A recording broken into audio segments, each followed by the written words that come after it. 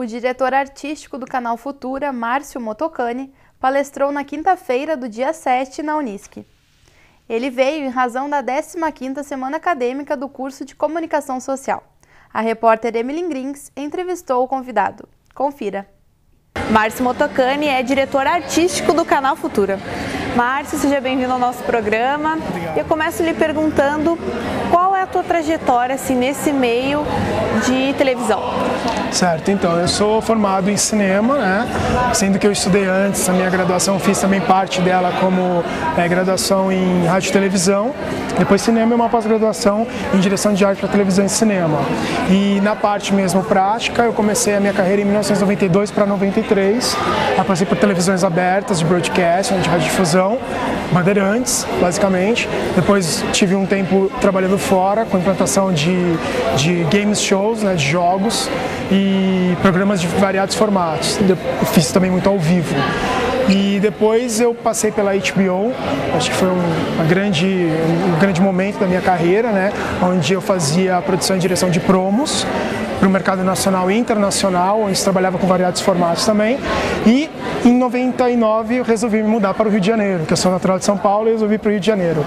E no Rio de Janeiro eu fui trabalhar para as organizações Globo, basicamente para o canal Futura, na Fundação Roberto Marinho, e fiz durante 10 anos todos os projetos ligados a interprogramas, que são programas de curta duração, como também os projetos especiais de documentários e shows que a gente fazia no canal, né, principalmente no final de ano.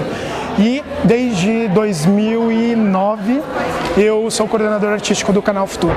Então explica para nós o que é essa função de coordenador artístico. Tá, o coordenador artístico, basicamente no canal Futura, ele visa um olhar geral sobre tudo que é formato audiovisual, né? E o que seria o formato audiovisual? Basicamente uma fórmula que a gente meio que determinou dentro do canal e também que eu compartilho totalmente desse conceito, que formato é forma mais conteúdo.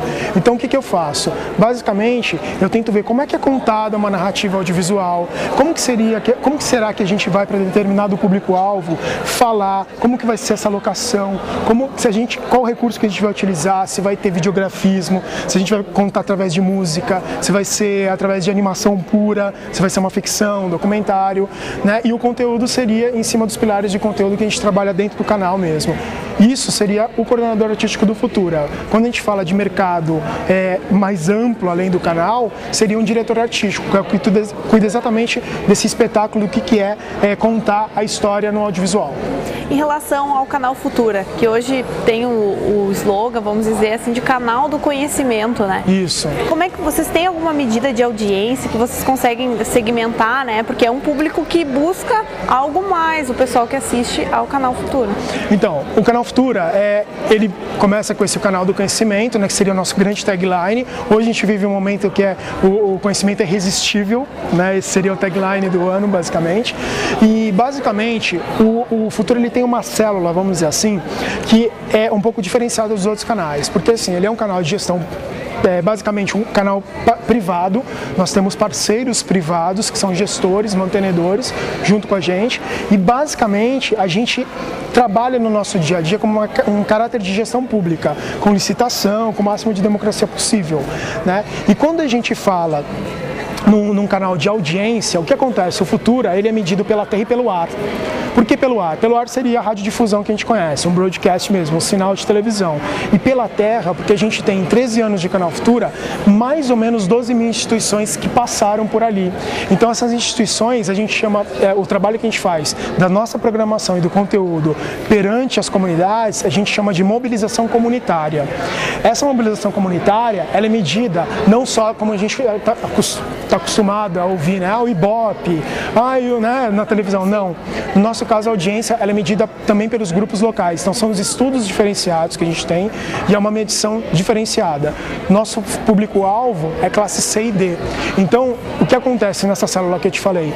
O conteúdo ele sai da comunidade que a gente está trabalhando, ele é desenvolvido junto com parcerias, fornecedores de produção audiovisual, isso se transforma em produto de televisão, vai para o ar e depois retorna para a comunidade para ver como é que a comunidade gostaria de utilizar isso, de repente trazer trazendo novos assuntos, novas temáticas, e daí é um jeito de você medir a qualidade da audiência, né? Em contraponto ao canal Futuro, o canal do conhecimento, o Conhecimento Irresistível, tem também a questão dos programas de televisão aberta que às vezes acabam por não utilizar um conteúdo, vamos dizer, ligado ao conhecimento, em virtude da audiência, também da concorrência. Qual a tua opinião sobre isso? Eu acho o seguinte, eu respeito muito a TV aberta, porque se não fosse TV aberta, eu não estaria aqui, inclusive, né?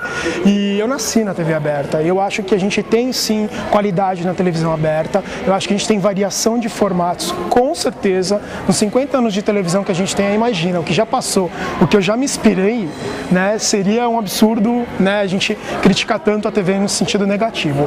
Porém, por outro lado, eu acho que hoje tende-se a ter uma televisão aberta, sim, baseado numa outra sistemática, né, para você conseguir trazer o seu público, e essa sistemática às vezes ela se prejudica com relação à abordagem do conteúdo. Talvez a forma fica muito presente, o conteúdo fica lá atrás.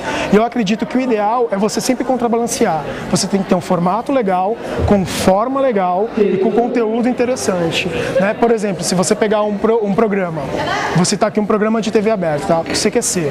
Para mim é um exemplar formato televisivo com qualidade, porque ele consegue trabalhar com humor, que é algo difícil, que pode ofender as pessoas, ele não ofende, né? Ele trata dos estereótipos da televisão, ou seja, ele faz quase que uma homenagem à televisão e à história da televisão, sem denegrir ninguém.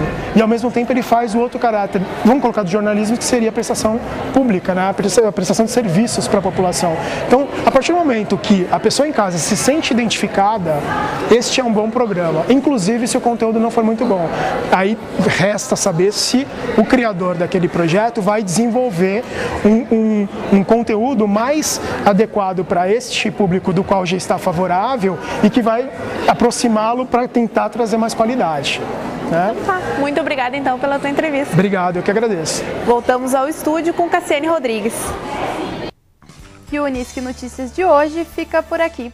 Na próxima semana, a edição será especial do Seminário de Iniciação Científica, Salão de Ensino e Extensão e Mostra Artística e Cultural, que acontece de 18 a 22 de outubro na Unisque. Até lá!